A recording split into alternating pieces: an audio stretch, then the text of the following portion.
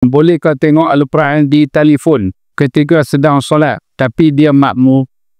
Zaman dah moden lah. Dulu orang pegang Quran, sekarang pegang handphone. Jadi bolehkah secara asasnya jika tidak melebihi 3 pergerakan secara serentak tidak membatalkan sembahyang. Tapi hati-hati boleh lara. Lara macam mana? Dia tengok-tengok tu datang notification WhatsApp. Mak jatuh.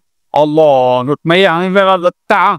Mak jatuh pula. Kalau mak tak jatuh pun kata lagi, ambil saja ni ada yang boleh dia berkirim. Allah tu.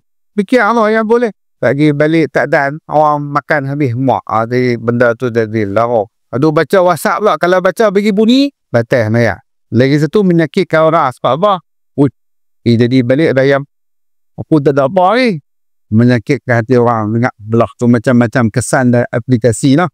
Daripada kita buat benda macam tu. Dengar berdapat pahala lah, insyaAllah. Jadi kalau kita semayang, kita tak tengok Quran pun tak apa. Kita dengar.